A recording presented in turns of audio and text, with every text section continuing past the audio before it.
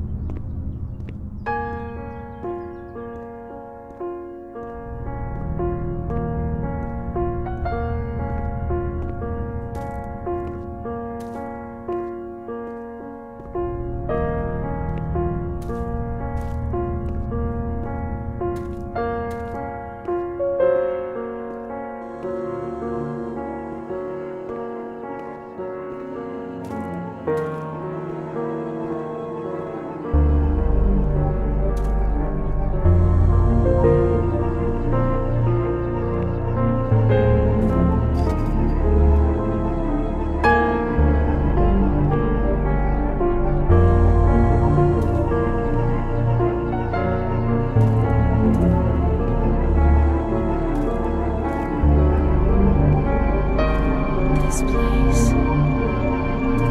Time.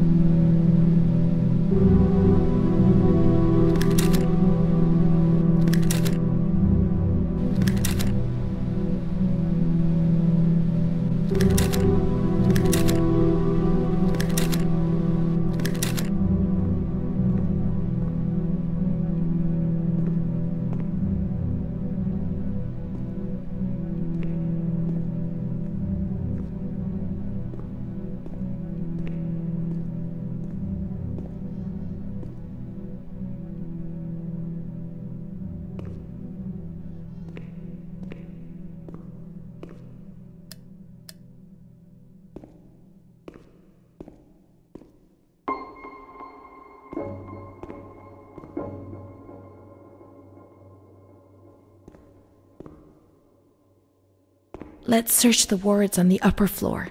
There's a plan on the wall which shows their location.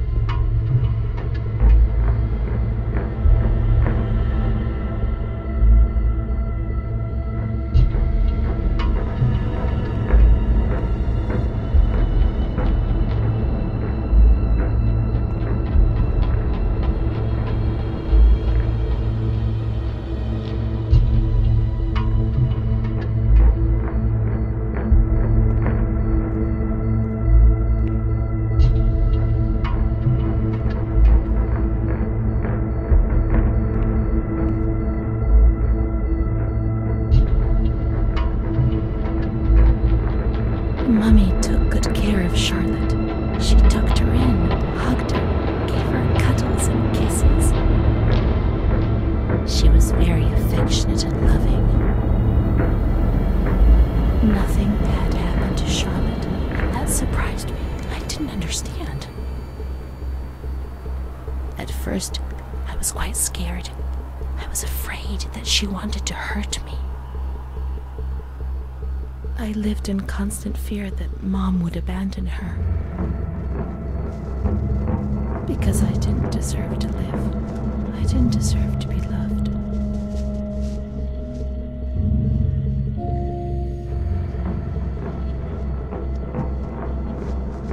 It's cold and it's dark. Look, she's cold. She'll get ill. We can take care of her. Nobody can stop us. Charlotte is a good girl.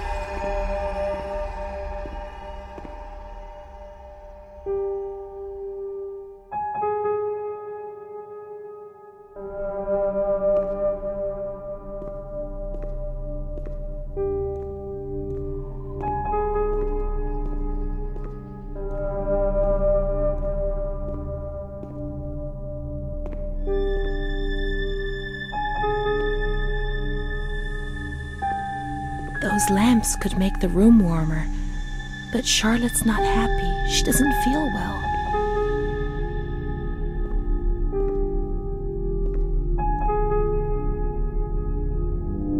I saw a wheelchair on the ground floor. It's comfortable there, and we can put Charlotte somewhere warm.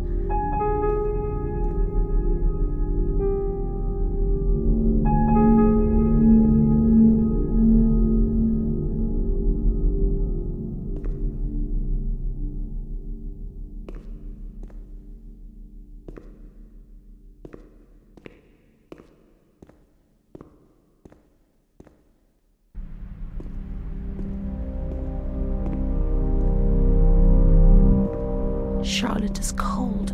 Let's take her somewhere warm.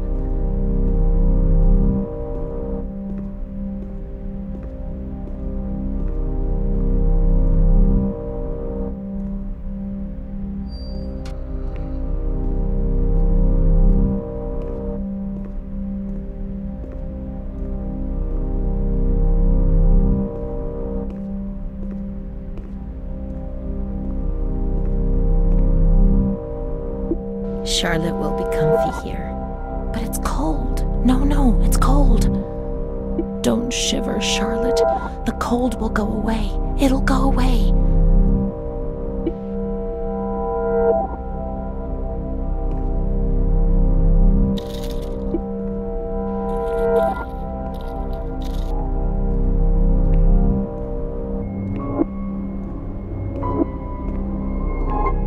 He doesn't want to. No.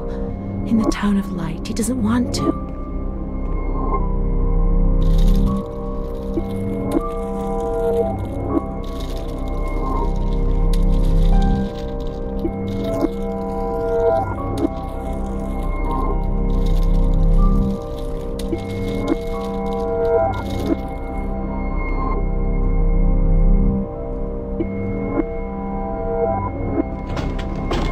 We must find some warm lights. Let's go to the surgical ward.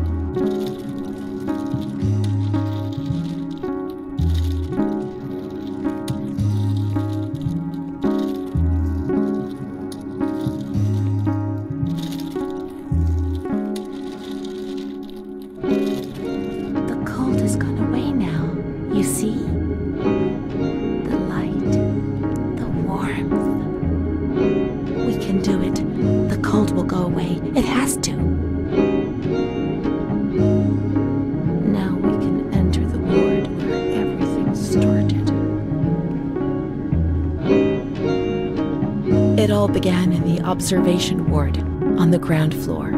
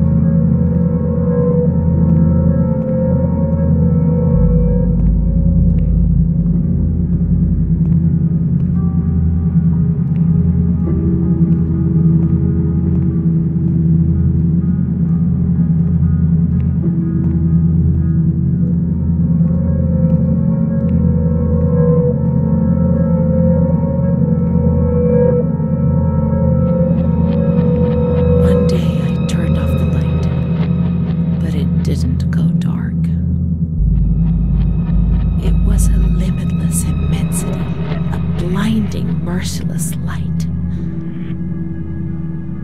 I was 16 years old, and I was afraid, always afraid, a fear that wore me down. I needed help, but I couldn't speak. I was terrified of everything, even thinking. They said they were taking me to a place where the fear would go away, where I would get better. I stopped living in there. They dragged me away and stripped off all my clothes, everything. I tried to explain what was going on in my head. They tied me to the bed for days.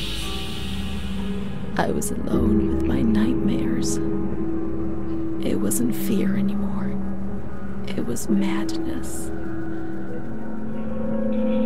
And when you're mad, you cease to exist.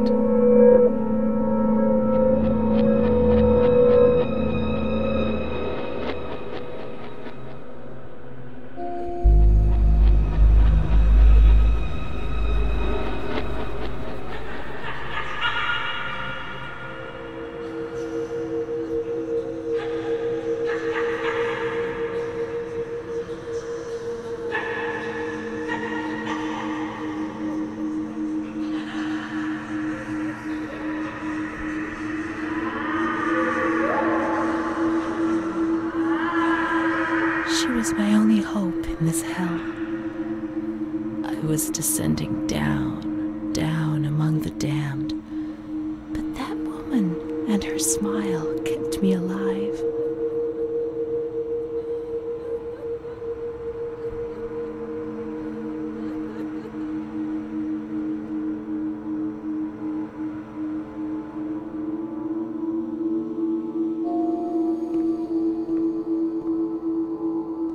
The door is locked from the outside. Here, the doors can only be locked and unlocked from the outside.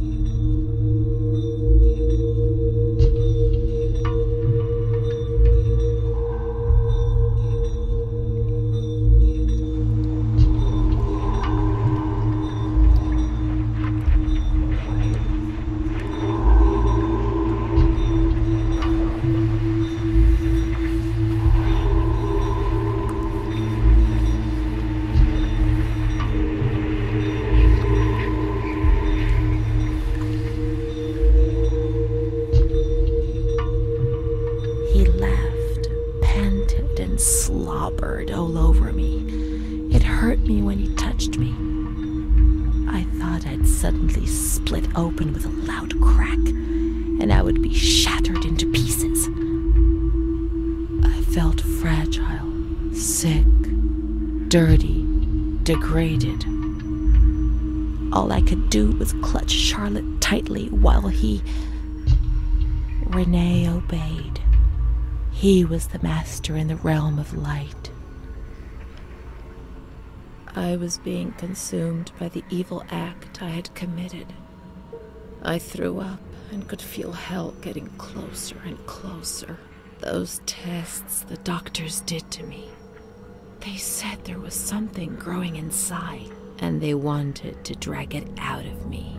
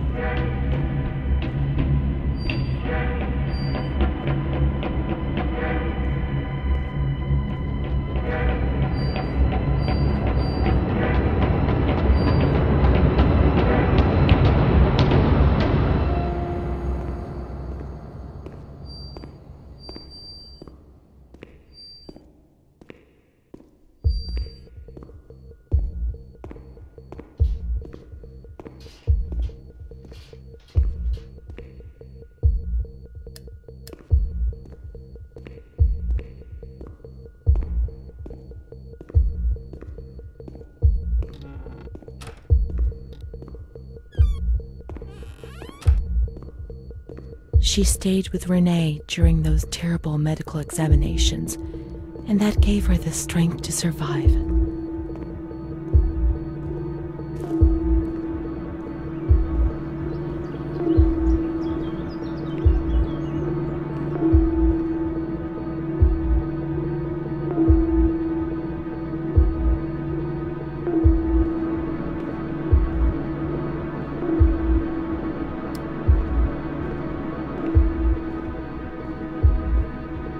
They went to the gynecology ward on the upper floor.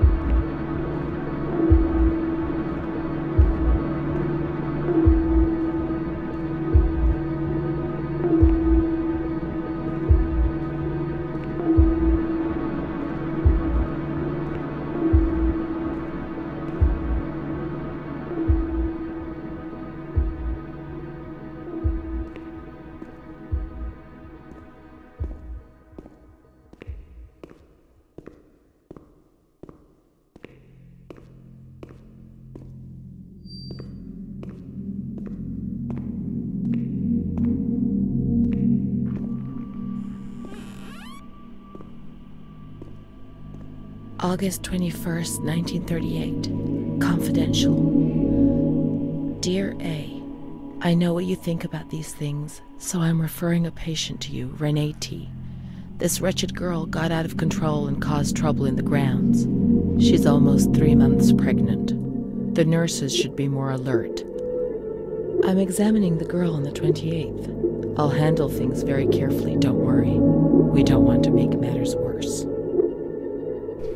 Then they said that Renee was crazy, and that the illness was all in her head. Careful, little girl, careful. I was scared, and I didn't talk to anyone about the illness. Only her. Not even the other doctor. He never touched Renee. He just wrote things down. "You can tell me everything. Don't be afraid," he said. "Everything's going to be fine." "Do you want to know what I'm writing?" "I note down what I observe in you, everything I see." He didn't hate Renee. He tried to help her, but he rarely examined her in those small surgeries.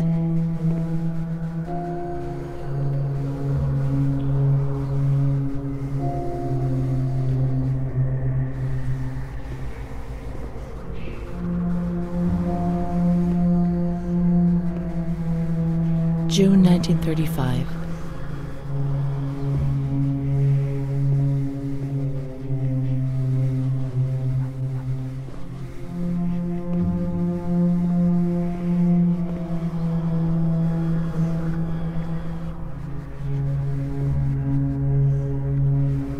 June 1935. After much theorizing and practice,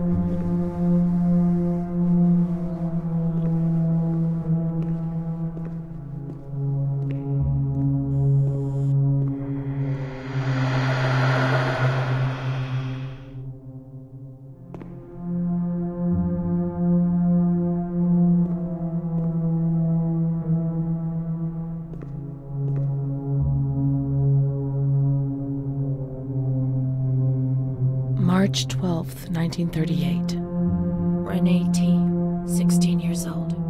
Menstruation at age 12. Housewife. Admitted in observation yesterday morning from Pontedera, accompanied by a police officer authorized by the examining magistrate of the Court of Pisa to be admitted for a psychiatric evaluation, which I have carried out. Medical certificate. Mental illness preceded by warning signs. Has suffered from depression for a year, believing she had tuberculosis. Food deprivation. We can't read this document. It is forbidden. We mustn't. If they find out, there will be trouble.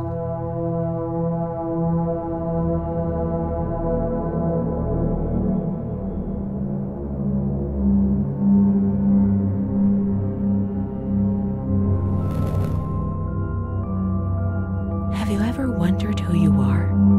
Yes, of course you've wondered.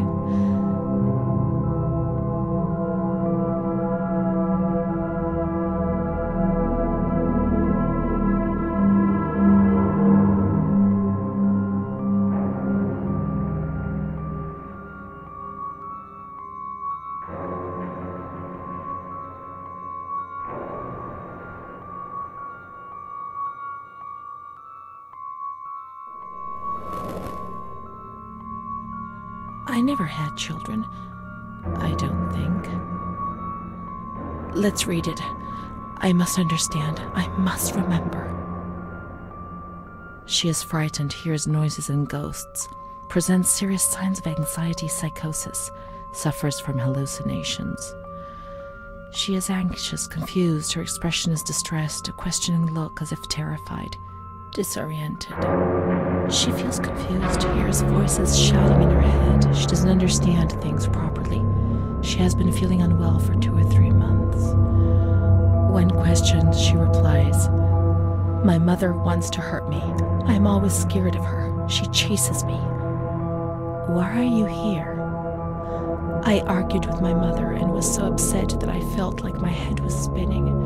There was a woman there who wanted to force me into a life of prostitution. They wanted to condemn me to be burned at the stake. Children whispered, called my name." March 16th. She couldn't sleep last night. They wanted to condemn her to be burned at the stake. April 4th. Transferred to the calm ward, still under my supervision. Yes, that's true. The ward where Amara was. Yes, the stake. The children wanted to burn Renee. She had to pay for what she'd done, like witches at the stake.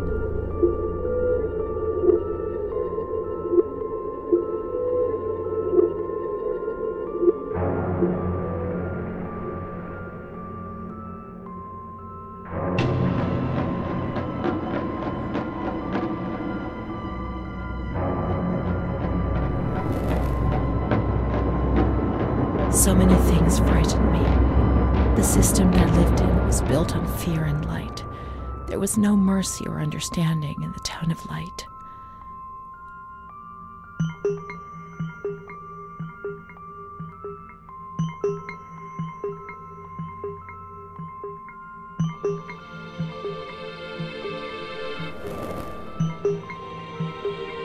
I didn't know what reality was. I never did. I've known many different realities, maybe too many. When you move, everything changes its appearance and meaning.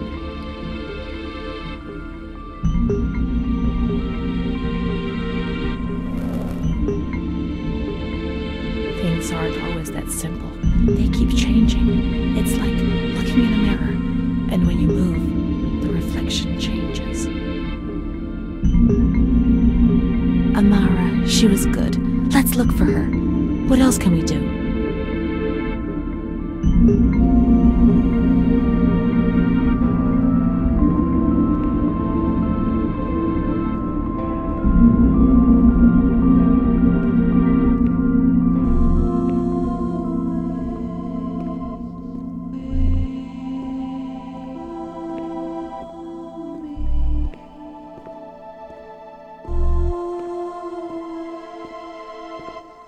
The grounds at the back of the hospital, and then down to the kitchens.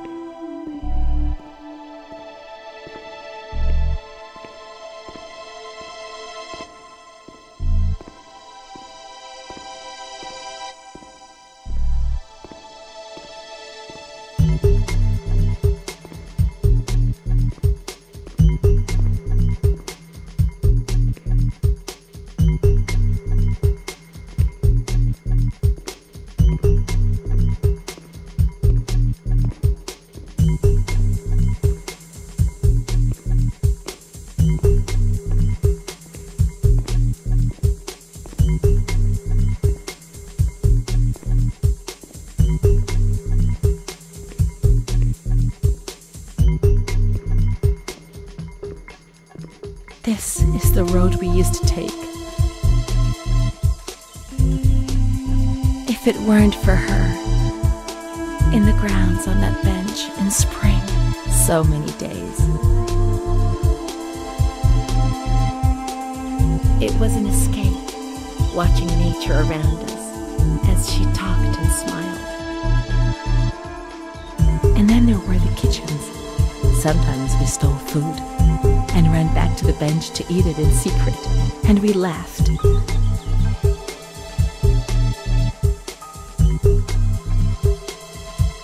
She did things to me. Sometimes she touched me.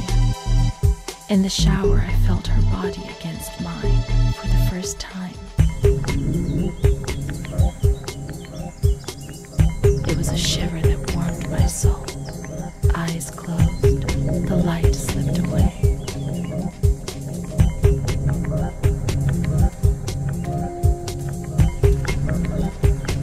Nature helped me to forget, to escape from the system. She wasn't in the system. That's it. She must be the key to my memories, to the reasons why. The scent of spring. The land of light was far away, and we spent the days chatting on the stone benches.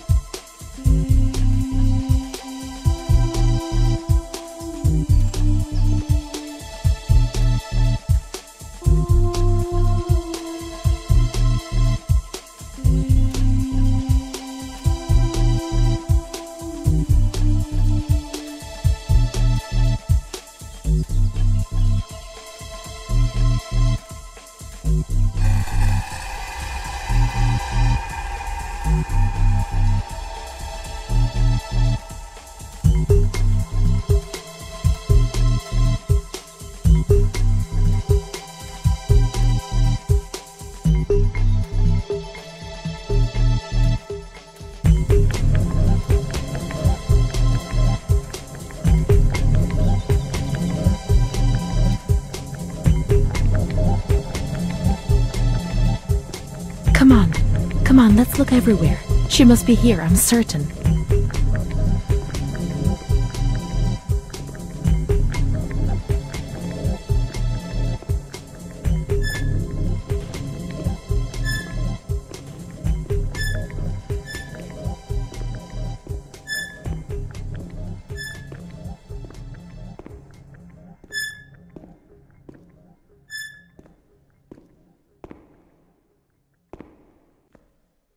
Let's look for Amara in the kitchens in the basement of the building, behind the greenhouse.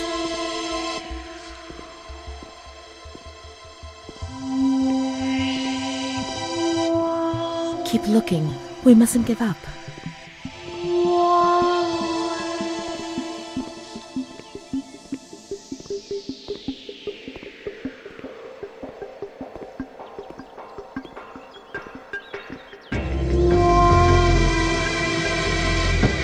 Go down there. There's too much water.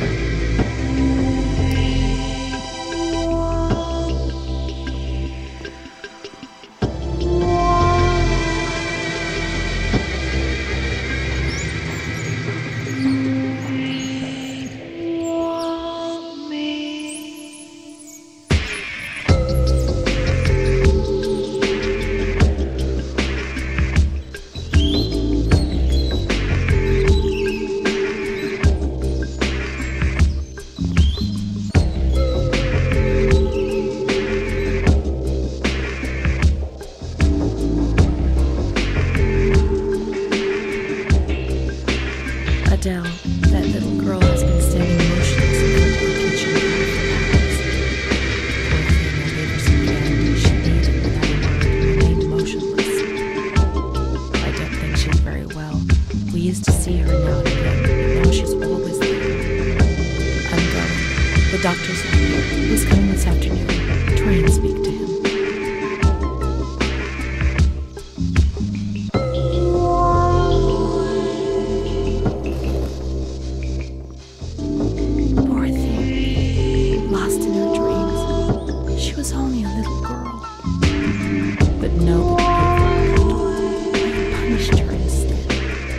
They said she was sick, and her dreams were troubling her. They weren't even hers anymore. I need her, but we will find her. We'll find her, won't we? When the water in the shower was cold, we ran away. But when it was hot, then she came to Renee, under that cool white light. I can still feel the shivers her body gave me. Everything must return to how it was. If we recreate that magic, she'll come to us.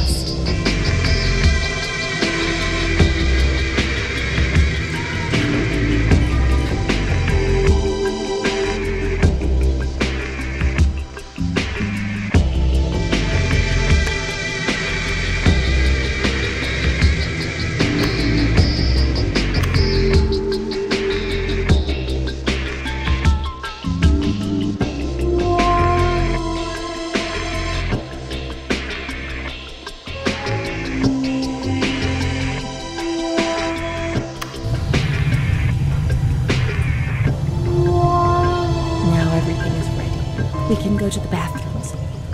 We can go along that narrow corridor in the kitchens. We'll meet her in the showers, yes.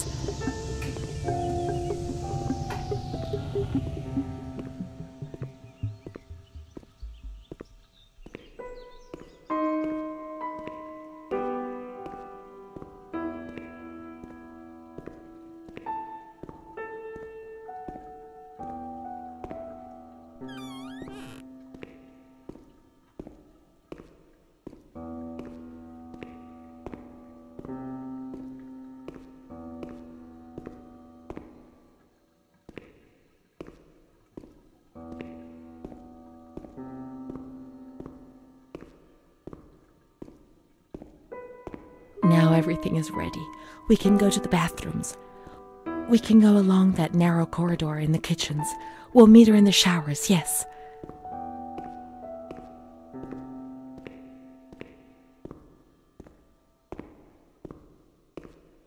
Not in this ward, not in observation, remember? Let's go to the calm ward.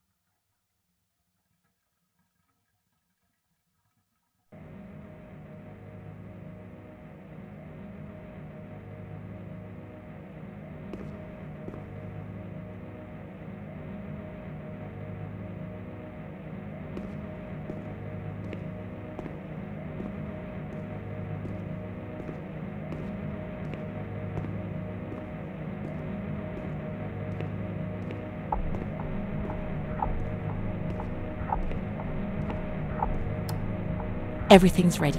Let's get undressed and leave our clothes on the hooks in the changing rooms.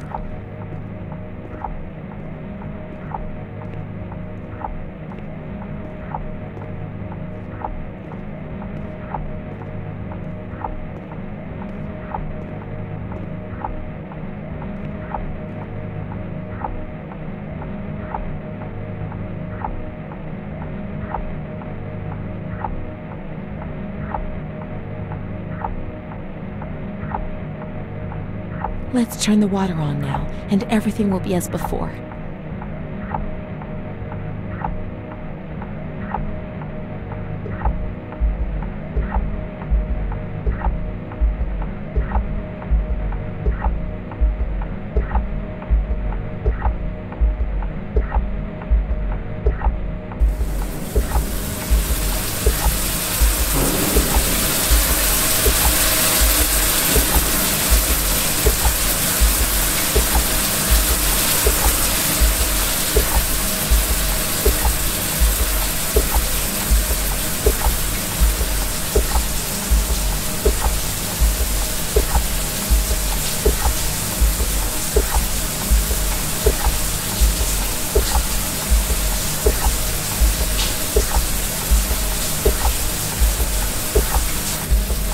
Amara was the only friend Renee had.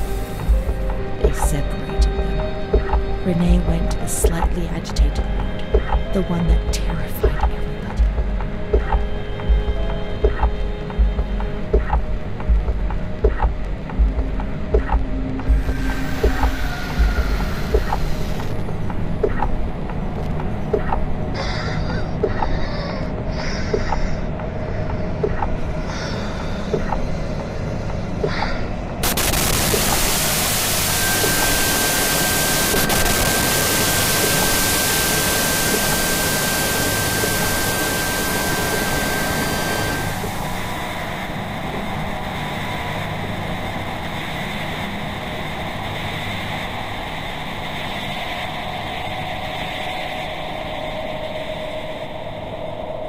Those injections were a torture, the just punishment for what I was doing.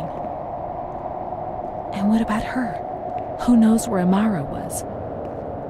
They had taken me upstairs into the ward where no one wanted to go.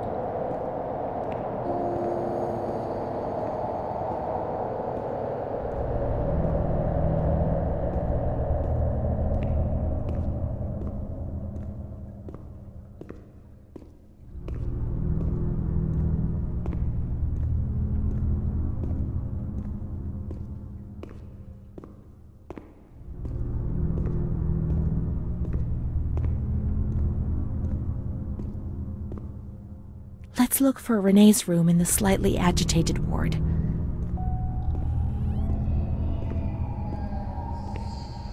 When there was too much chaos, they closed all the windows and the door. They turned off the lights, and it was pitch black. Some people fell asleep. Some others stopped seeing their demons and became more calm.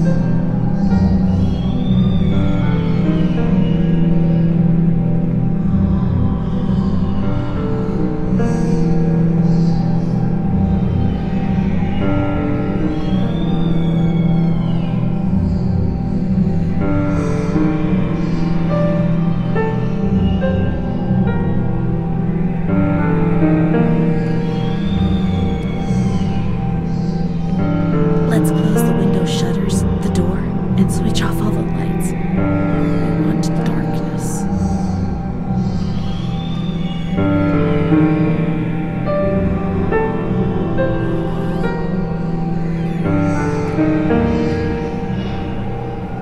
They put a straight jacket on you.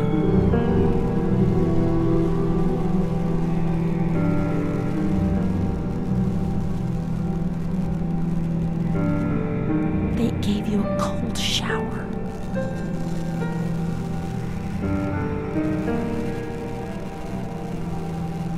They suffocated you with a sheet.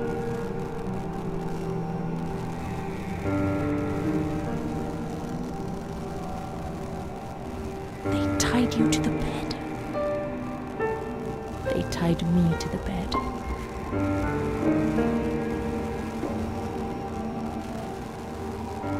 A woman died next to me, choked by her own vomit. She was tied down because she wouldn't stop pleasuring herself. I can still hear her death rattle. I screamed, but nobody came. Everybody screamed in there, all of them. It was then I saw the doll, which wasn't Charlotte. No, she wasn't Charlotte.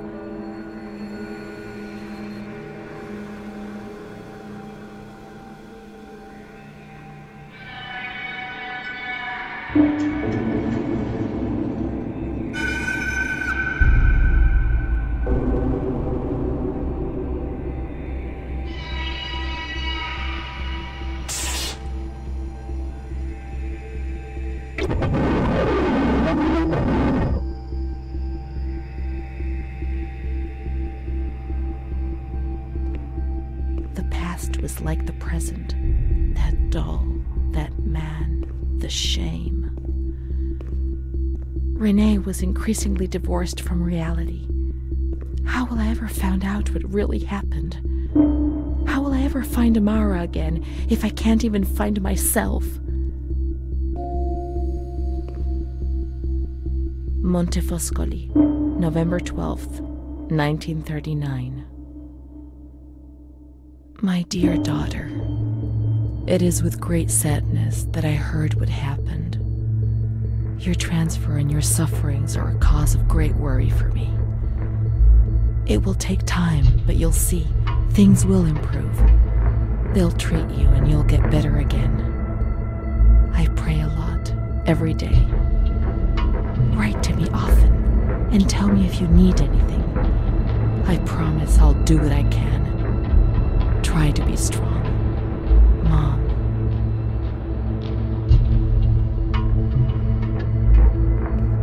This is the last letter she wrote to me. Once I was put into this ward, I was overwhelmed by loneliness.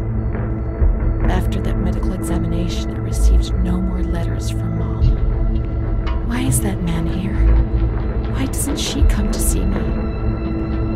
Did I make a mistake?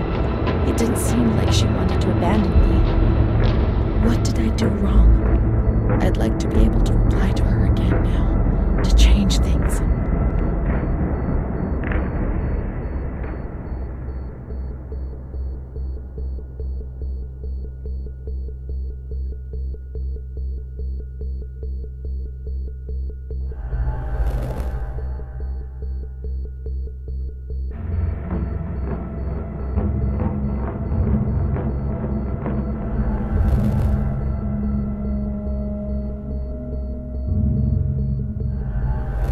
She would have listened to me.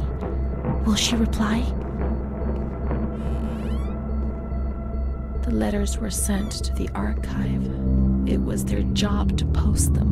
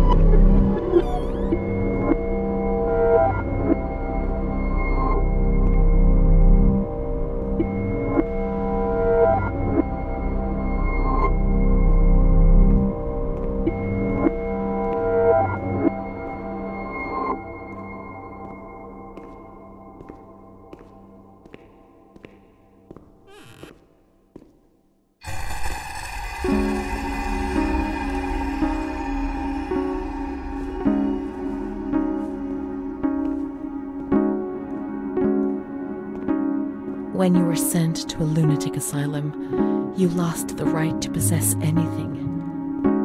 Everything you arrived with was packed up and stored here, even the clothes you were wearing, in case you were released one day, but far too many never left.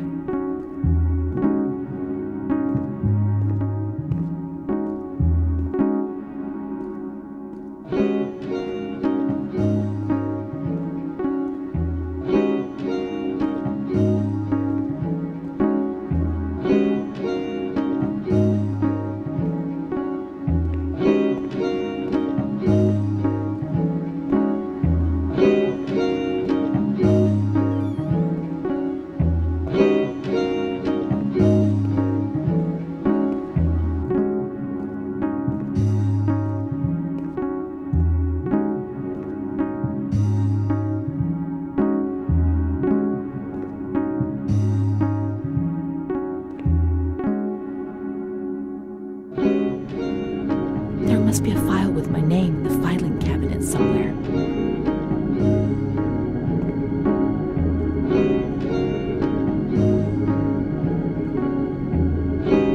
Dear Mother, please, I beg you, get me out of this place. I'm so frightened here. You were right. I know I was wrong. I understand. I'm so ashamed. If only you knew how much. But now I'll behave myself, I promise. Now things will be fine. I'll work hard. I'll be very good. Your daughter, Renee. This letter. It was Renee's letter, just as she wrote it back then. But it was never sent. Why? Why did this happen?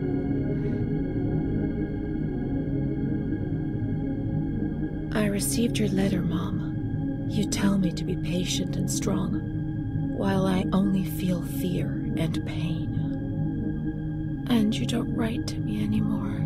If only these words could be my soul, I'd tell you what was happening to me. The kids want to kill me. They all look the other way and tell me what to do. I don't understand. She helps me, but what have they done to her? Can you tell me? Will you help me? Renee.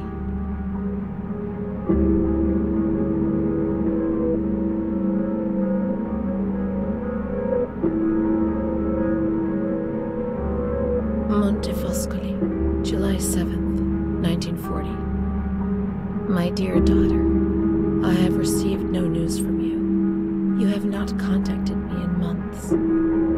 I'm sorry, but I don't have the money to come and visit you. Do you remember Mr. Onofrio? He'll soon be in Volterra for business. I've asked him if he would be kind enough to ask the director for some news about you. I hope he'll bring me some good news when he returns. But please write to me. I know that I was strict with you. You have to forgive me. I didn't think.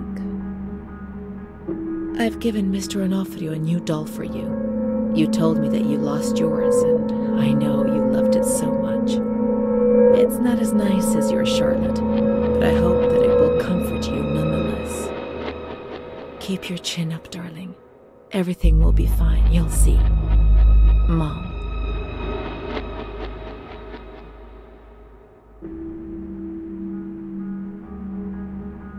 Montefoscoli, October 12th, 1940.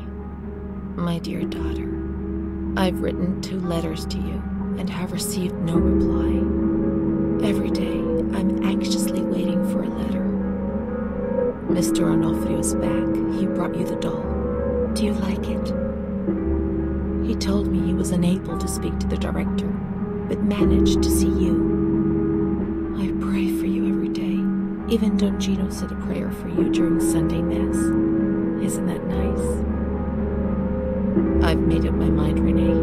I'm bringing you home. I've already written to the director. I told him that I'll take care of you. I'm not very well at the moment and can't work, but I'll get better soon, you'll see. And as soon as I can make the journey, I'll come and fetch you. I know you're suffering a lot, but please be strong, I beg you. Mom will come to fetch Renee, won't she? Mom is good, but she's not well. That's why that man came. The doll. Renee could have played with it while she was waiting for her to arrive, but Renee didn't have it with her.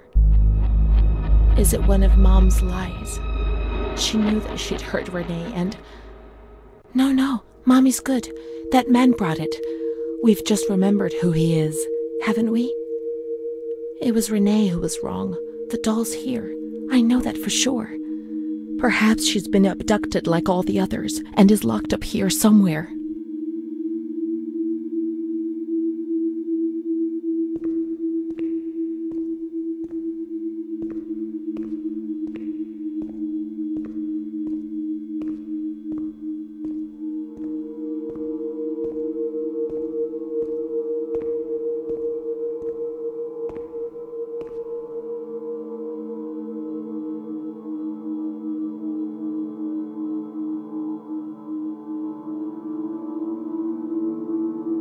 Now we can open the bundle on that table in front of the window.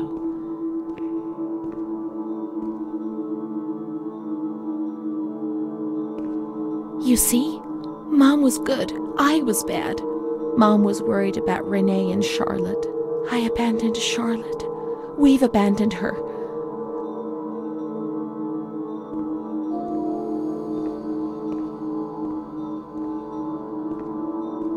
Let's look for Charlotte. We have abandoned her. Will she still be where we abandoned her, under the warm lights?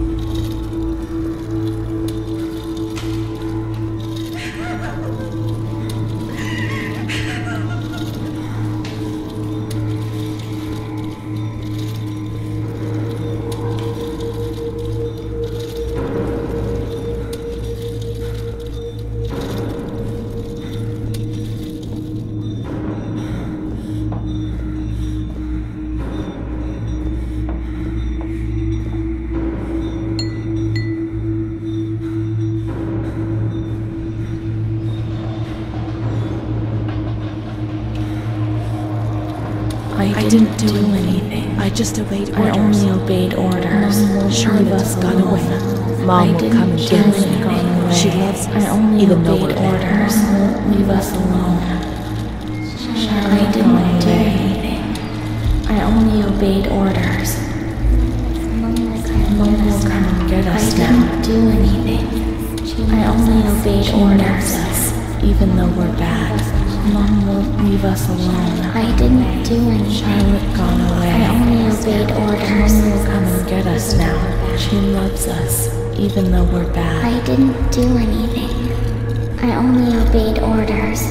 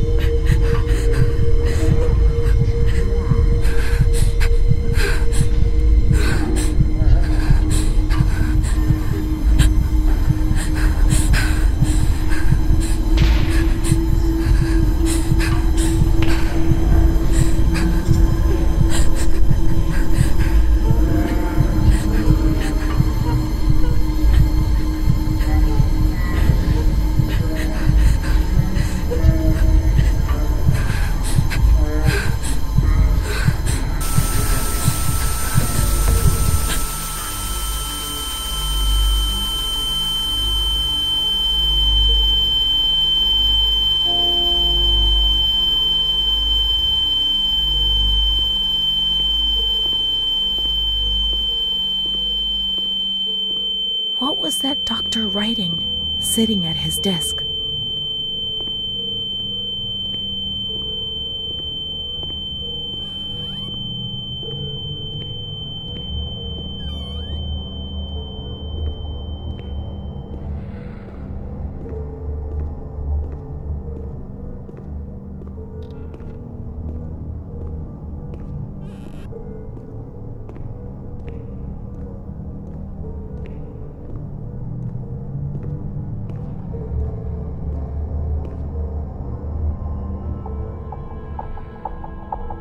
September 7th, 1938. The patient frequently indulges in recriminations expressed in an explosive tone of voice. This morning she threw away the milk, saying it was full of urine, spittle, and all kinds of other filth. Crazed, she hears voices that order her to do things. She says she heard children singing and that they were locked up in a school. January 20th, 1939. Introverted, dazed, cannot focus on anything. When questioned and stimulated, she starts crying and weeping. At other times, she laughs. June 1st. Apathetic. Eats very little. She refuses to be touched. Does not respond. Spends her time in the grounds. The cooks report that she sits on a bench in front of the kitchens. October 14th. Return of impulsive behavior. This morning she asked for 2 eggs to make zabayoni, but when she got them, she threw them up in the air. Excited, clamorous, slightly confused, takes her clothes off. December 8th, tied to bed for 15 days. High-spirited, tends to make witty comments and use vulgar words, laughs hysterically and pleasures herself. The nurses report that about 2 weeks ago she remained in the showers on her own and didn't want to leave. They said that when they took her away, she swore at them and then lashed out and bit them. 2 nurses had to be treated for their injuries. They've kept her tied to the bed since then. Transferred to the slightly agitated ward, from the care of Dr. B to the care of Dr. C. I was with Amara in the showers. My memories are terrifying. They're not real, are they?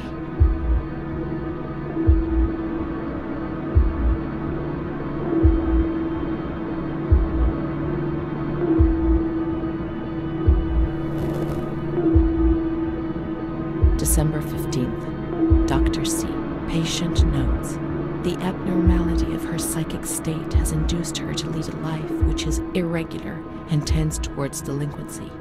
Of fickle and flighty character, she regularly discards her household duties and engages in occasional prostitution. Delinquency? Prostitution? Renee? It seems so strange, unreal. It can't be true. And Amara? She loved us and would tell us everything. She wouldn't hide anything from us. Her mental deficiency makes her deaf to the reprimands of her family. She has shown suicidal tendencies.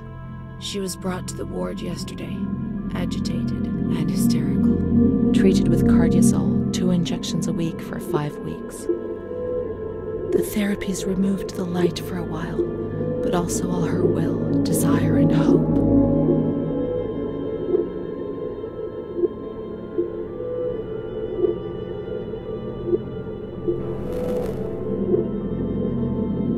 It was torture, but we had no choice. Nobody explained anything. No one tried to help us understand. We were like farm animals.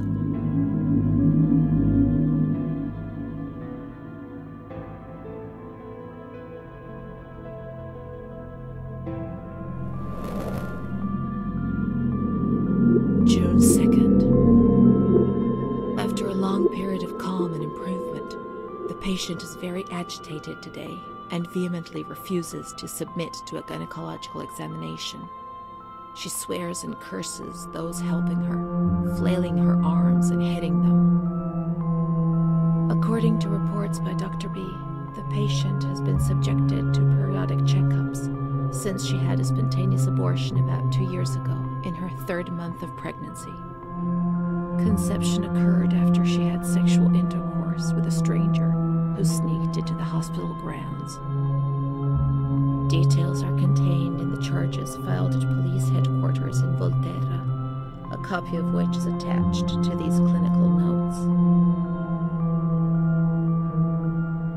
ES therapy. That's how the reality is concealed. It has all been planned very carefully. June 13th. The nurses report that she descended into a state of great mental confusion after receiving her mother's letter. She threw her soup over another inmate because she was very anxious, and then punched a nurse. Impulsive, flails about her. She rails against the doctor in vulgar terms while he is examining her, lashes out and spits. Block all correspondence to give the patient no further reason to become agitated. August 20th, tied to bed. The nurses report that the patient is extremely agitated after the visit of a relative or family friend. 2 days later, she is still shouting all the time that he commands her, that she must obey and harm herself, and that she is not Charlotte. All visits forbidden, constrained to bed, and intensification of ES therapy until we achieve results. No contact with the outside. That way nobody knew what was happening within these walls.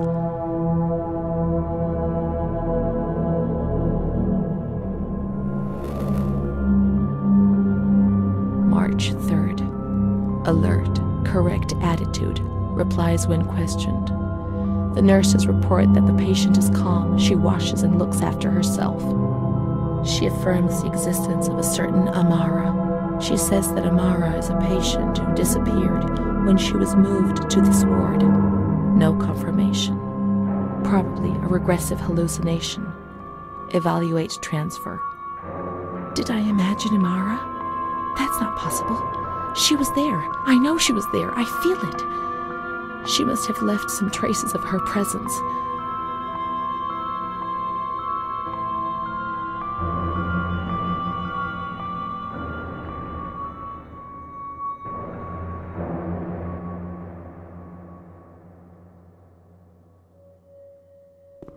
We can look for her things in the storeroom containing the bundles of the patient's belongings on the upper floor.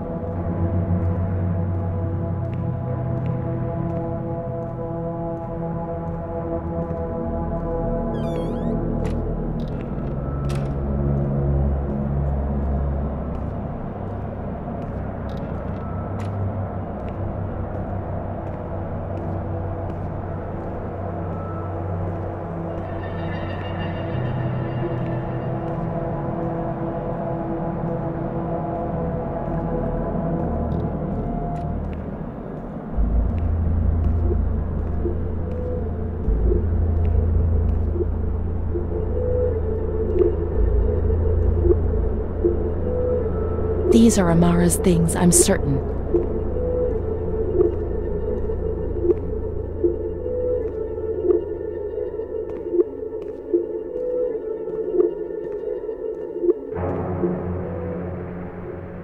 Amara, there she is. She existed. She really did exist. There she is, my friend. Here we are together. How could I have imagined for a single moment that she never existed? March 12th, 1938. The young girl Renee arrived today. Poor thing, she was terrorized. You see, she remembers the first time we met. I talked to her mother, the dear lady, and she expressed her fears to me, and I promised I'd keep an eye on her daughter.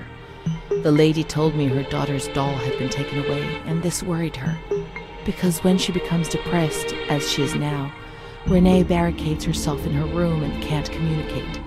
The doll becomes her voice, eyes, and ears. Dr. B said I'll soon get out of here. I'm sorry. I'm so sad to leave Renee. I won't be able to protect her anymore. My poor friend. She was hoping to be able to get out of here, but nobody ever leaves this place. That poor girl is really ill. I am the only one she ever speaks to. I told her I was leaving and she stared at me, saying that I would never leave. It was quite unnerving, and then she started to cry. I felt like crying too. She didn't say anything else. What worries me is that I'm sure that terrible man is watching her. He was the one who brought her here, and of all the good people, why did it have to be him? She knew. I told her everything. She knew about that man. That's why they wanted to make her disappear from my life. But I instructed a nurse friend of mine to keep an eye on her, and I'm sure she will, because she's a good woman. Her friend the nurse, I vaguely remember. She worked on this ward.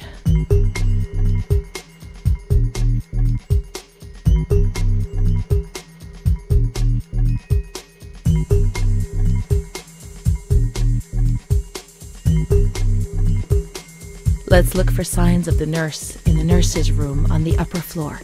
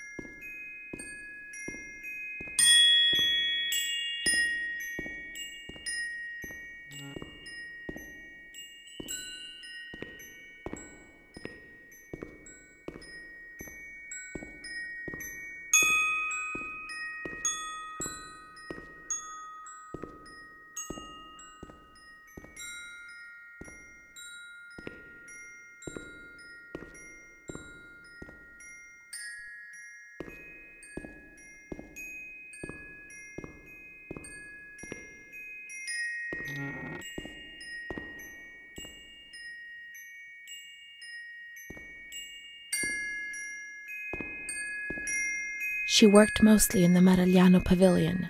Let's get out of here and find that pavilion. Renee was alone here. Charlotte had abandoned her. And without Charlotte, Renee couldn't communicate with the outside world. Mother knew that.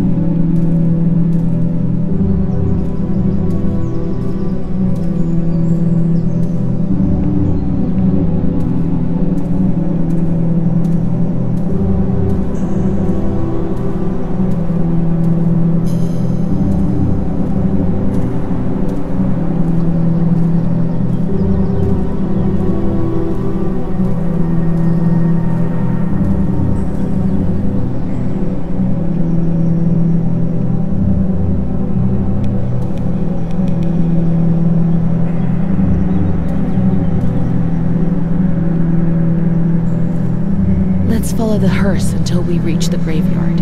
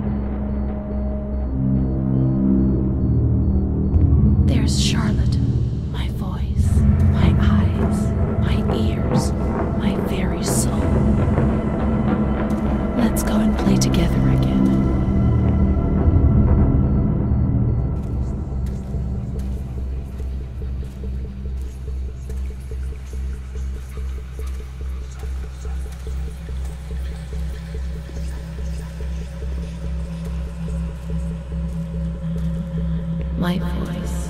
To say what?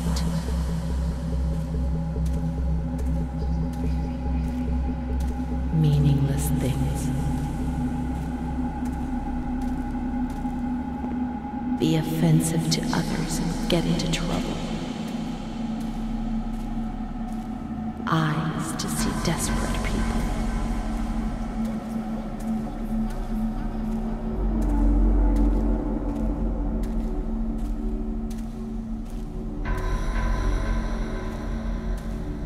In the mirror, the shadow of my former self.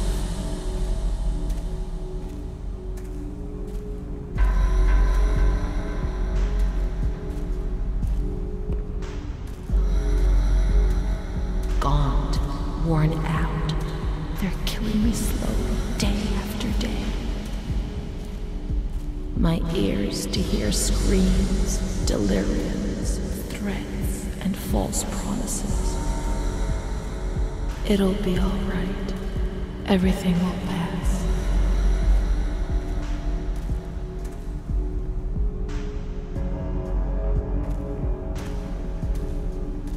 My soul, incapable of living, of fitting into a world which it finds alien.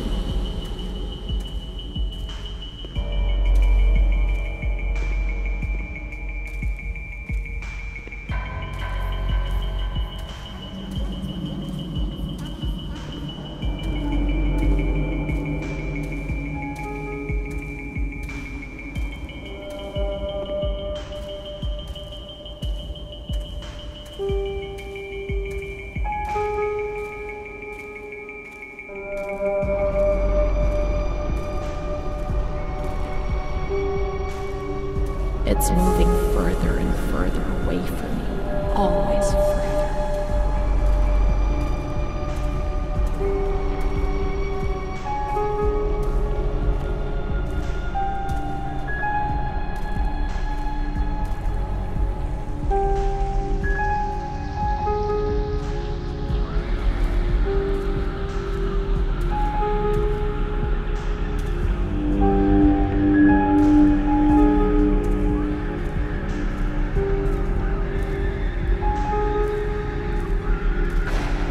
Let's go and play together again.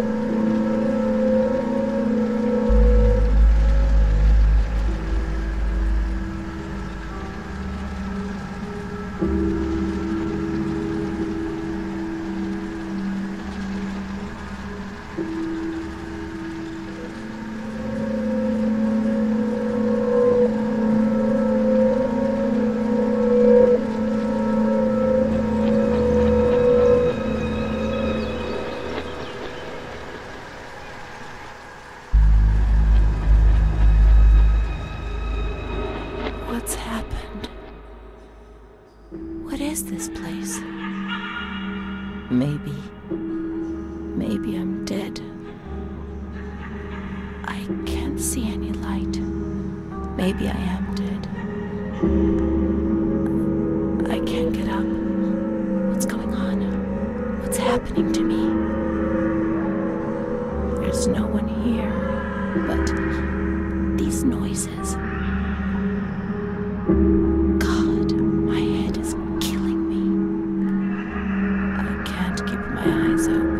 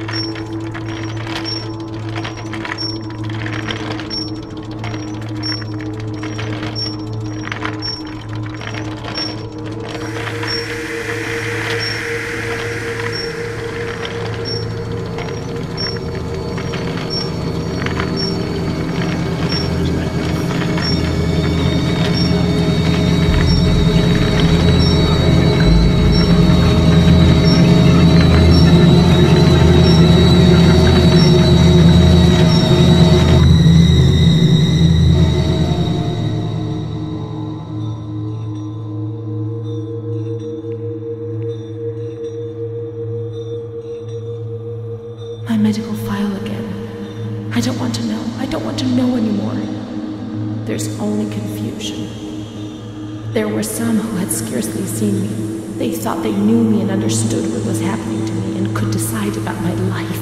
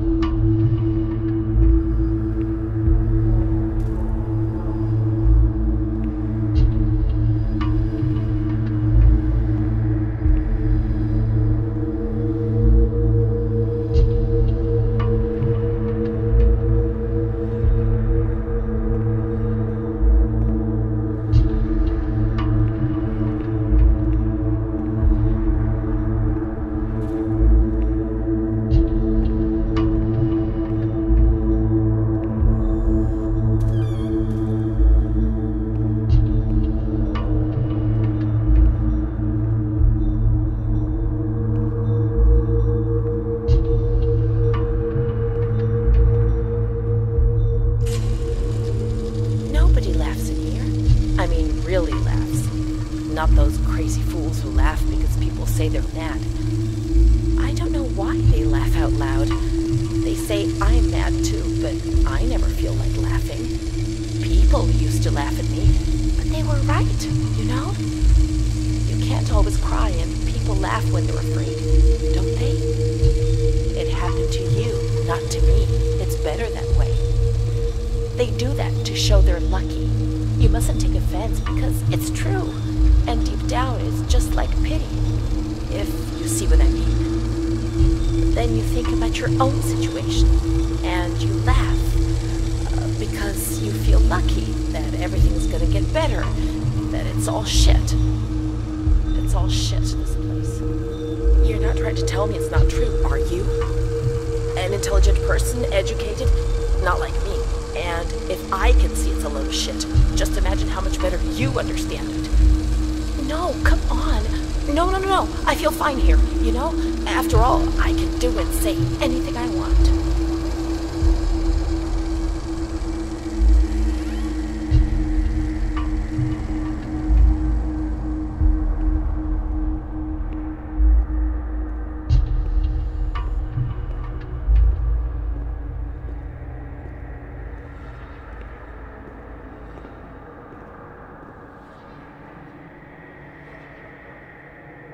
August 28th, 1942. We hereby notify you of the death of Ada T., mother of Renee T., a patient in your institution. No known relative. Sincerely yours, Onofrio P. I have no one left in the world. Nobody at all. Solitude is very strange. It muffles everything. Slows it down. It's an endless scream that makes no sound. A silent scream. I can't stop looking at myself. I will never leave this place. There is nobody out there for me. These walls have become my skin, and the wretched desperation within them is my soul without a voice. Here, nobody weeps anymore. How I would love to feel life, desperation, anger. I've stopped dreaming, daydreaming, maybe even thinking. I've lived in a reality which has corroded me and has stripped me of everything, even my ability to feel pain.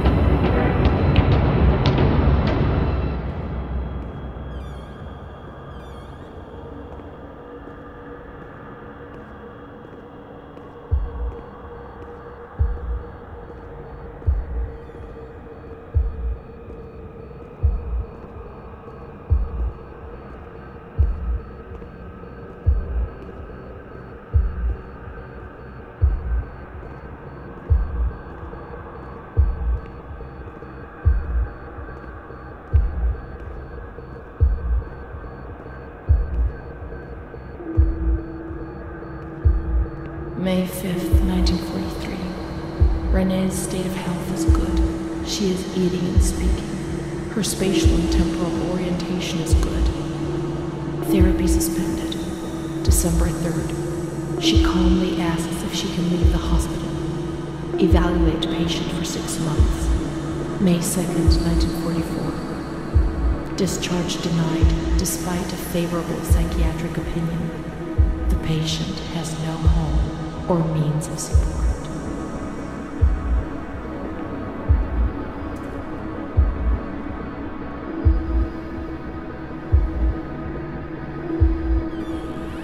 May 4th. The reasons why discharge is impossible are explained, and this is how Renee learns of her mother's death 2 years after the fact.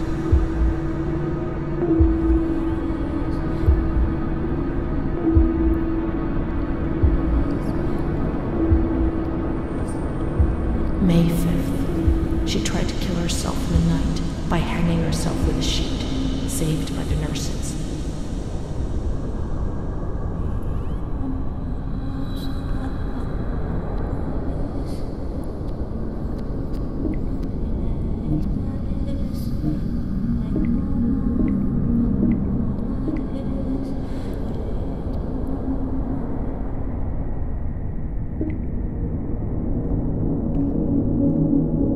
Restrained to her bed, she once more tried to kill herself by suffocation. The decision has been taken to perform a transorbital lobotomy.